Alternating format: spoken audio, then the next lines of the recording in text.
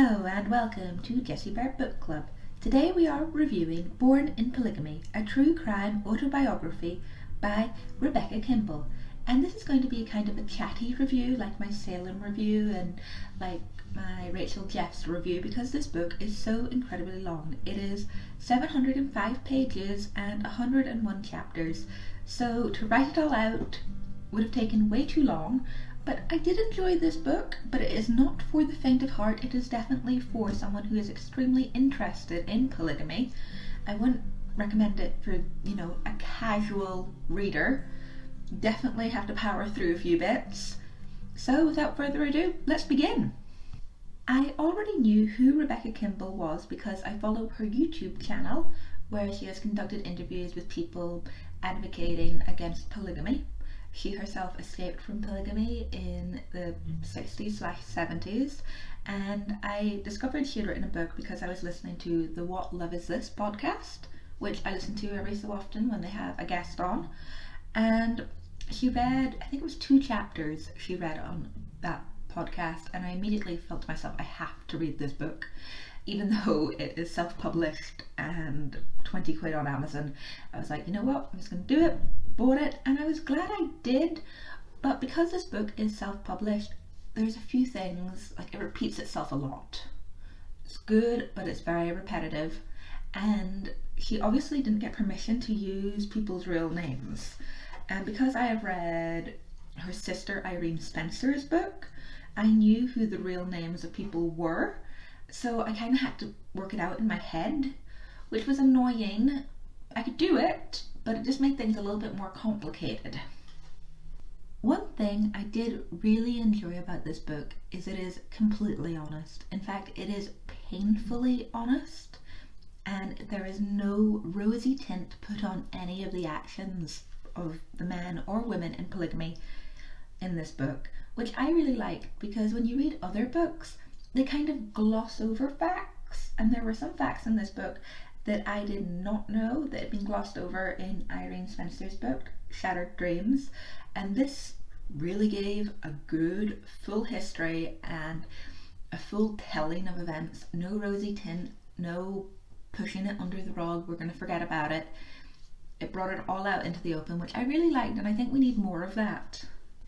3 massive differences that popped out in this book after reading Irene Spencer's book were: 1, the age Irene was married at.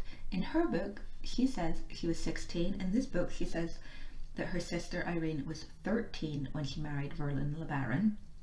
So, bit of a discrepancy there from Irene. The second one was Verlin having Irene's lover, boyfriend, murdered in Mexico, which Irene just says he left and she never heard from him again in her book. So another rather big discrepancy. And the third was how long Irene lived with Rebecca in the US for. Irene claims it was 3 years. Rebecca says it was 5 years. Irene also claims that she was on food stamps and self-sufficient, whereas Rebecca says that no, she was reliant on herself and her husband throughout the entire time, and they looked after them, and then she left them with nothing when she went back to her husband in Mexico, taking all her furniture which they had brought her with her. So I don't know, left a bit of a sour taste in my mouth after reading Shattered Dreams. That wasn't the full truth, but then again, everyone has their own perspective on things, and who would really want to come out and tell some of the dirty secrets that done in a cult, would they? And I also really liked how Rebecca was very honest about her own family and her father. She talks about her father a lot in this book, and Irene never mentioned her father really in Shattered Dreams. She didn't really mention her mother that much either, though her mother was more of a fixture in Shattered Dreams. In this book, both parents are featured, which I also really enjoyed. Both books cover their father going to jail, and then what happens once he gets out of jail kind of differs.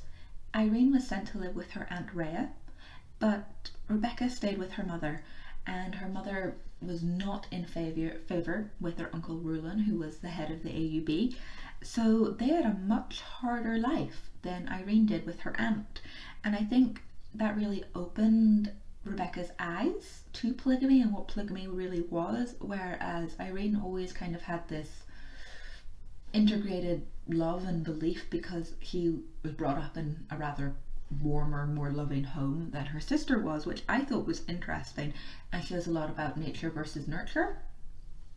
Rebecca was also instrumental in trying to help her mother leave polygamy as a child. She helped massively in her mother's homesteading career, which of course turned out very badly in the end for them all, but she did help, and she's seen her mother become happy and self-sufficient as a teacher for a short amount of time. Unfortunately, her mother was forced and tricked into a marriage to a very abusive man who ended up raping Rebecca, and during that event and the fear that invoked in her and her mother, they ended up back with the AUB, and her mother ended up back in bondage to the AUB, paying tithings and being completely controlled, which is very unfortunate because she was obviously a very bright, intelligent woman. Rebecca is related to every single polygamist group in America, and trying to explain that relationship is extremely difficult, so I'll just give you a very brief overview. Her uncle was the head of the AUB. Her father was an independent polygamist. She was married to a man who was kind of involved with the Kingston group. Two of her sisters, her full sister Irene and her half-sister, were also married into the LeBaron group, as well as a couple of cousins. And she was married by a Jeffs in the FLDS, so it is a very messy, interconnected web. Becky was a child bride, married at about 14, 15 to a man called Bert, who bought her by selling his mining stocks to her father to get hold of her, and was an extremely abusive man. Becky had 6 children by the time I think she was 21 or 22, all of them girls, but Bert kind of felt like he was conned when he gave away his mining stocks for her, and never let her forget it because she was too tall, and was horribly abusive to their children, held her firstborn baby girl under a tap to try and get Becky to listen to him with the tap running, which was completely horrific. And he had a very bad relationship with his father because his father had been part of the con of getting him to give away his mining stocks and pay tithing. So he moved them to Las Vegas, which I think was kind of a blessing in disguise for Becky, because it got her away from the cult system and only talking to people in the cult. She actually had to meet neighbors and people from the outside world, which I feel really opened her eyes. However, most of Becky's family felt like she had moved into a den of iniquity and blamed her for that, and blamed her for moving away from her family and the cult. Unfortunately, in Las Vegas, Bert developed a gambling addiction, which he couldn't pay for because he didn't like working like many polygamist men. He preferred to live off his wives. So there is quite a few chapters on Bert attempting to pimp Becky out, which is really horrible. And a couple of scenes where he has her date raped, and it's just not very nice at all. You feel very sorry for her, and she's definitely a very strong person to be able to have gone through all of that. Becky does start working though and gains a level of independence, getting her own money. She does modelling jobs for casinos, and she also ends up running a radio program where she, Country Bumpkin, who knows very little about anything, interviews famous people. And this scene where she's interviewing famous people and not knowing who they are really opened my eyes to how sheltered she was from the world as a child. I don't think she'd ever been to the cinema, or they'd ever owned a radio or anything like that. So she really was isolated. And when you think about America being one of the world powers at that time, for somebody to not even know who their president is really quite insane and unbelievable that somebody could be so isolated, even though she had attended public school for some of her life. During her time gaining independence and later a divorce in Las Vegas, Rebecca stays in contact with her sister Irene and learns more and more about the LeBaron cult. And at one point, Bert even tries to sell her to Ervil, but she escapes, so that's really good. But Ervil never really gives up wanting Becky, and it's all just weird.